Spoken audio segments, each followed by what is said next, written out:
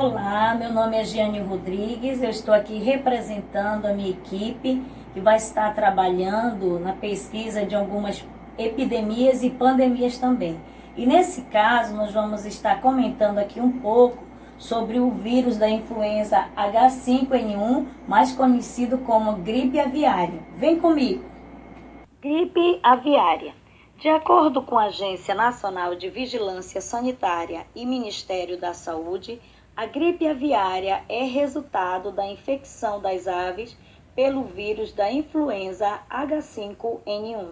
O médico veterinário Antônio Guilherme de Castro afirma que a influenza aviária é uma doença de aves aquáticas que existe há milhares de anos, em patos selvagens, marrecos, dentre outros, que foi transferido para a indústria.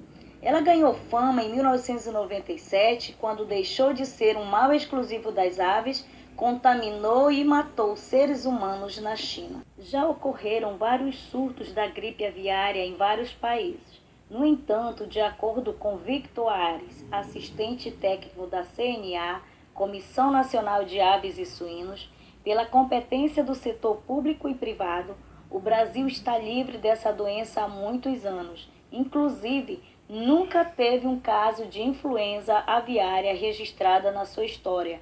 O Brasil mantém-se como um país livre da doença. O clima e os hábitos alimentares contribuem positivamente para que esse vírus fique longe do Brasil. Por exemplo, nós vamos ao supermercado comprar carne de frango e ovos. As pessoas na Ásia quase sempre levam os animais para serem abatidos em casa, onde essas aves são manipuladas, as vísceras, o sangue e até as fezes.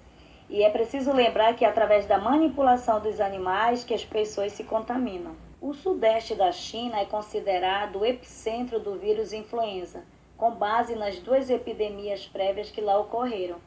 A convivência estreita entre porcos, pessoas e patos nessa região propicia um ambiente ideal para a geração de vírus recombinantes, ou seja, uma recombinação genética entre vírus humanos e aviários.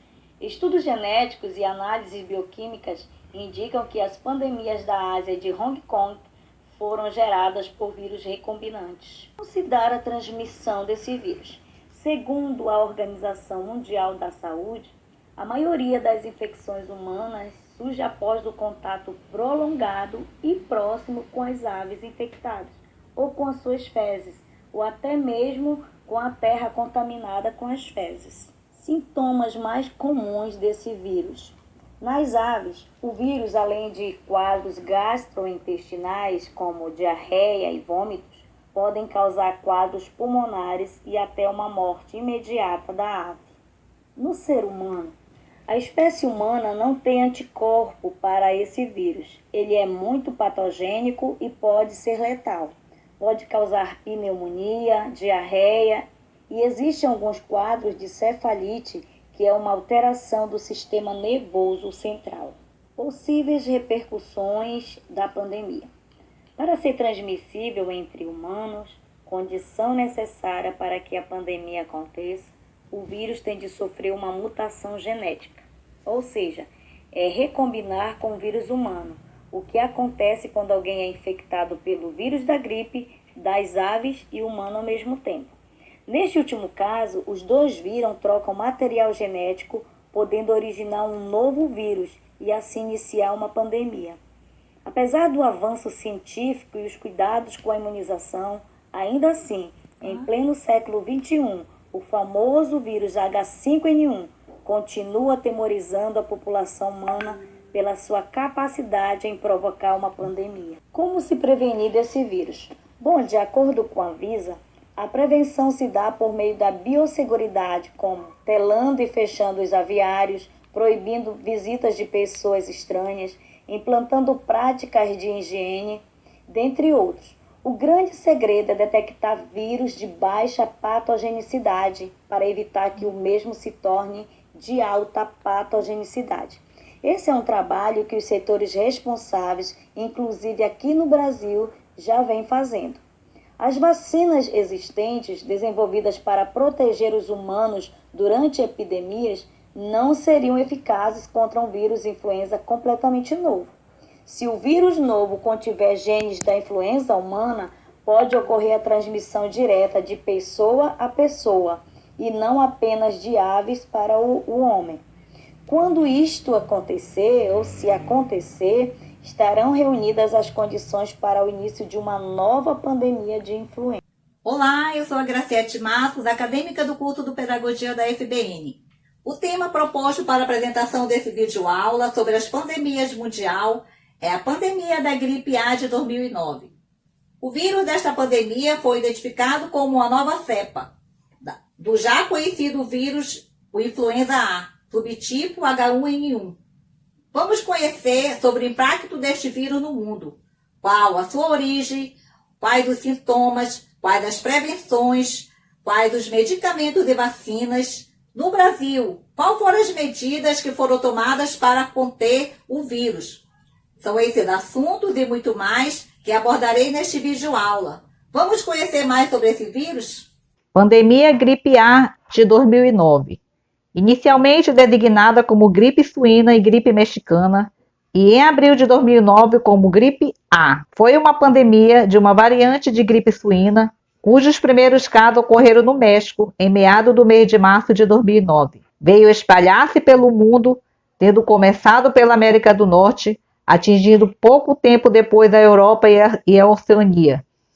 A pandemia durou cerca de 20 meses, de janeiro de 2009 a agosto de 2010. O vírus foi identificado com uma nova cepa do já conhecido influenza A, subtipo H1N1, o mesmo vírus responsável pelo maior número de casos de gripe entre humanos, o que tornou possível também a designação nova gripe A, em oposição à gripe A comum. Ele contém ARN típico de vírus aviários, suínos e humanos, incluindo elementos dos vírus suínos, europeus e asiáticos. Os sintomas da doença são o aparecimento repentino de febre, tosse, dor de cabeça intensa, irritação dos olhos e fluxo nasal. A OMS, a Organização Mundial da Saúde, declarou em 25 de abril de 2009 que a epidemia era um caso de emergência de saúde pública de âmbito internacional, significando que os países em todo o mundo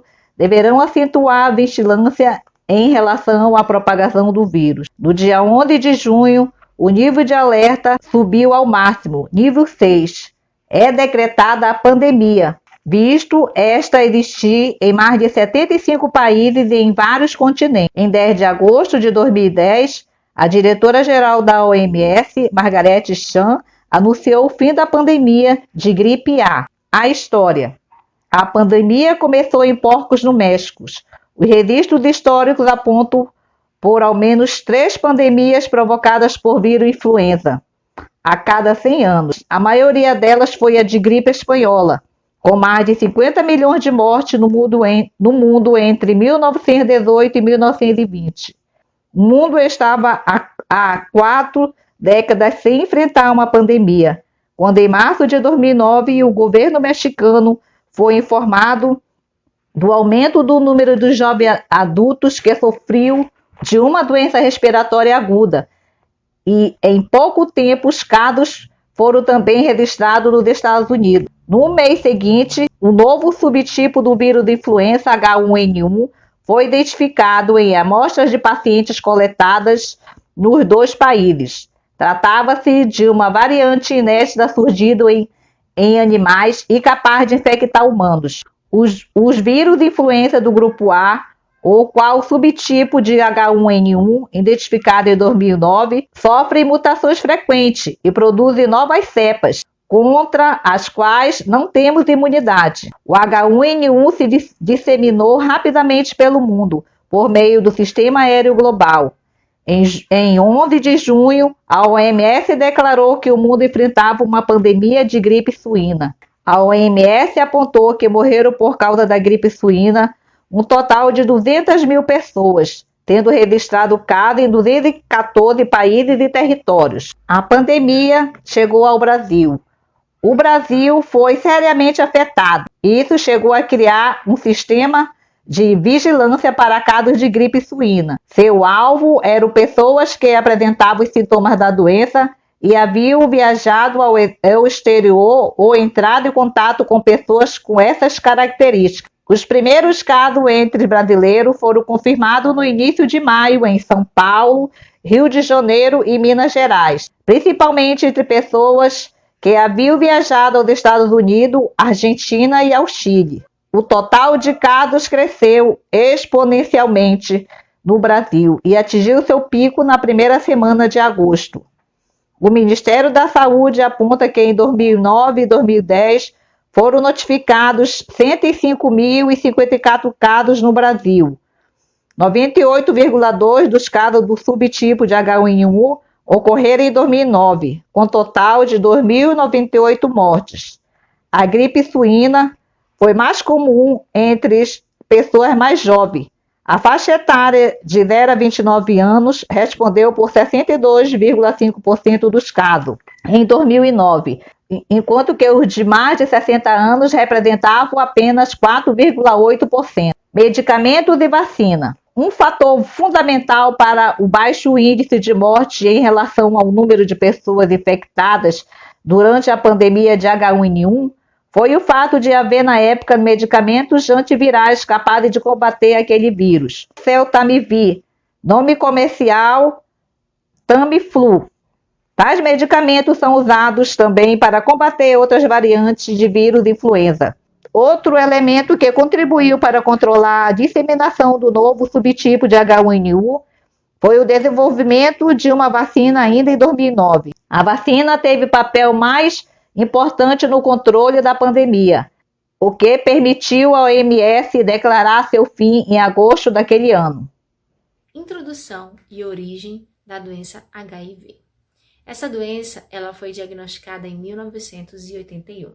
Ela surgiu a partir de um vírus chamado SIV, encontrado no sistema imunológico do macaco verde e dos chimpanzés. Apesar de ela não deixar os animais doentes, ele é um tipo de vírus altamente mutante. Também gerando aí, dando essa origem ao vírus da AIDS. O SV presente no macaco verde, ele criou o HIV-2, uma versão menos agressiva. E o chimpanzé desenvolveu HIV-1, que é o mortal, é altamente perigoso.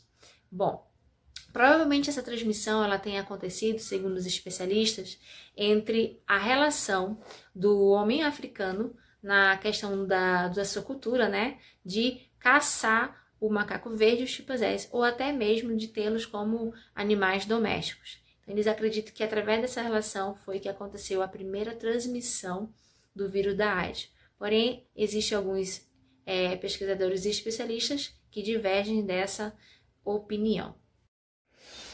Impacto científico, econômico, social e ético referente à doença do HIV. Em relação à ciência, os conhecimentos adquiridos à epidemia da AIDS são realmente admiráveis. Desde os primeiros casos clínicos relatados no ano de 81, mesmo antes da descoberta do agente etiológico, já se afirmava ser esse infeccioso e sexualmente transmissível. A descoberta do HIV ocorreu em pouco mais de 2 anos. A sua relação casual com a AIDS já estava estabelecida em 84.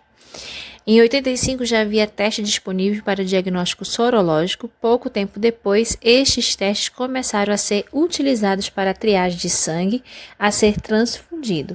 Em 87 foi demonstrado o efeito benéfico, apesar de fugaz, da zidovudina contra o HIV. Cerca de 10 anos depois, no ano de 96, ficou comprovada a eficácia da associação de agentes antirretrovirais, iniciando uma nova era para o controle da epidemia e trazendo alento para milhões de pessoas infectadas pelo HIV.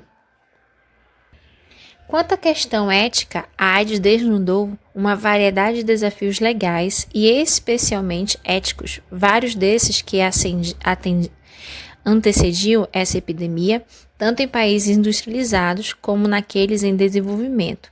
Esses desafios se situam em diversas categorias bem conhecidas. Alocação de recursos escassos, prevenção, sigilo e confidencialidade, discriminação, proteção da saúde pública, pesquisa envolvendo seres humanos, aplicação dos princípios de justiça distributiva. Nas questões econômicas, a pandemia da AIDS amplificou a necessidade de efetiva colaboração internacional e a Organização Mundial da Saúde, OMS, inicialmente por meio do Programa Global de AIDS e o seu sucessor, a UNAIDS. Tem tido indiscutível papel nesse processo, mas recentemente têm sido criadas outras instituições não governamentais e filantrópicas, como o Fundo Global da Malária, Tuberculose e AIDS.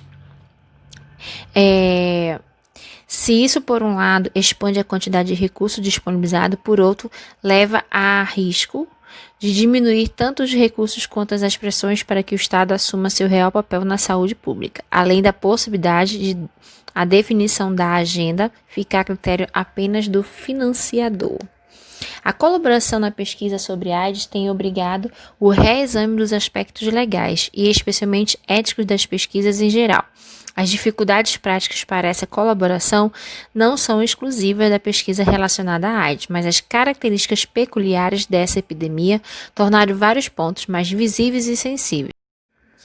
Transmissão da doença da AIDS. As três principais vias de transmissão da AIDS incluem parenteral, que significa transfusão de sangue, compartilhamento de seringa entre usuários de drogas, agulhas de câmbio intramusculares, sexo sem camisinha, e mãe e filho, transplacentária, antes do nascimento, no parto ou através da amamentação.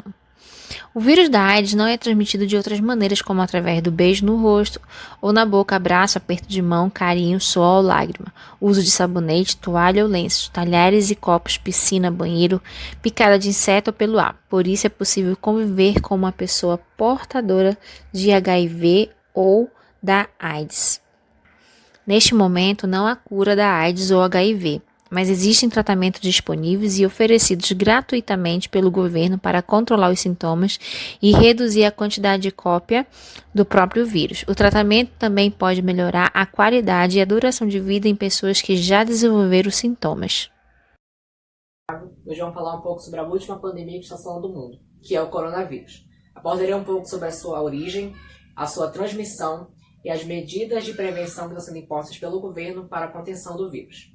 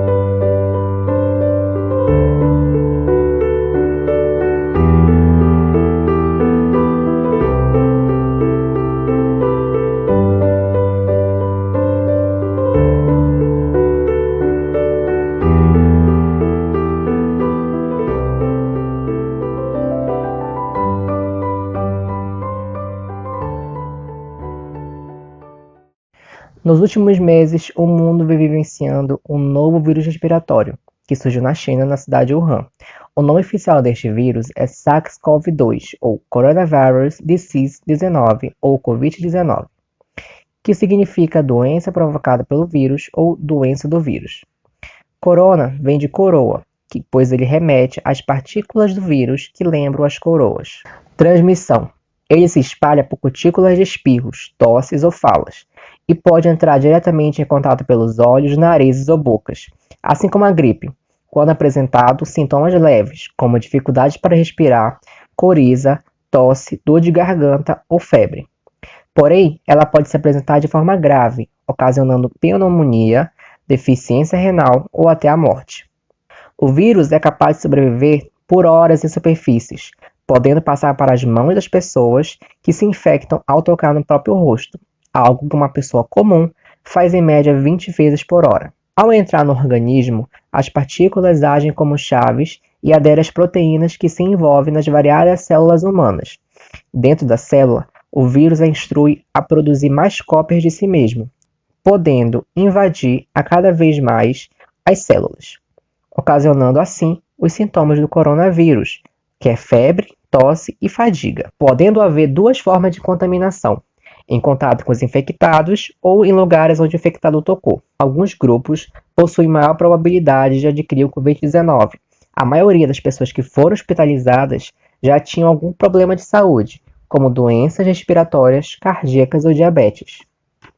Mas o risco de morte é claramente maior em pessoas de mais idade e nos homens, possivelmente devido a fatores biológicos, pois é mais provável que homens fumem ou porque homens não têm o hábito de lavar as mãos.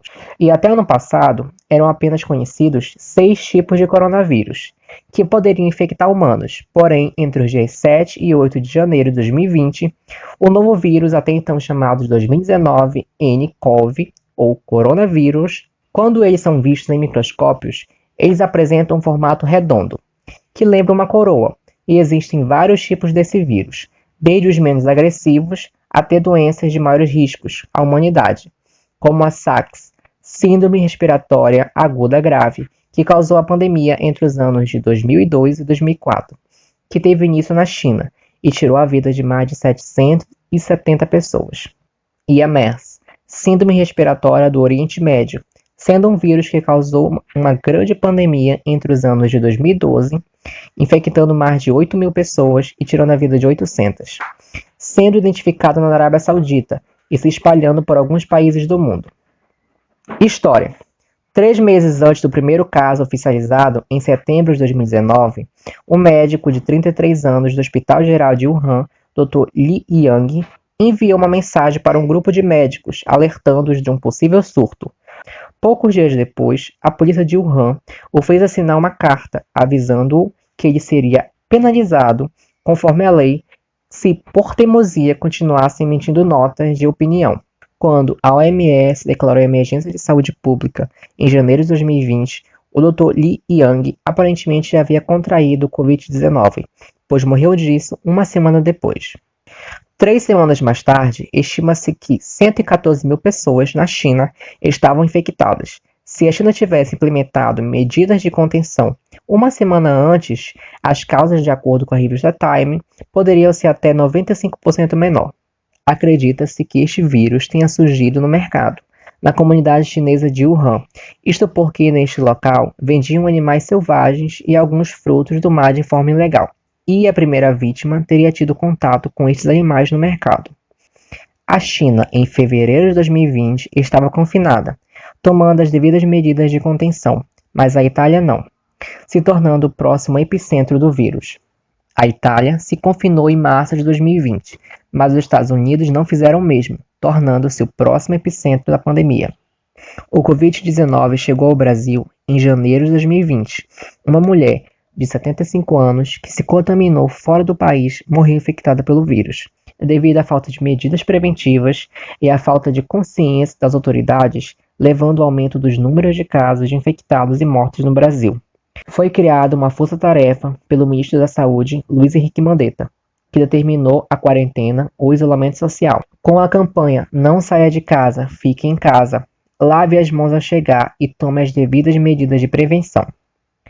Logo abaixo, disponibilizaremos a vocês uma pequena cartilha de prevenção. O primeiro caso de Covid-19 no Amazonas foi confirmado no dia 13 de março. Pouco mais de um mês depois, a situação na pandemia no estado era uma das piores do país. De acordo com o boletim Covid-19 Amazonas, do dia 16 de 5 de 2020, eram cerca de 19.677 pessoas com casos confirmados, 551 pacientes internados, 1.375 de óbitos confirmados e 10.639 recuperados. Não existem até o momento antibióticos para o Covid-19 e muito menos uma vacina apropriada, pois levariam cerca de 1 ano e meio para a realização de testes. Então, a melhor forma de derrotar um vírus é através da imunidade e isolamento social.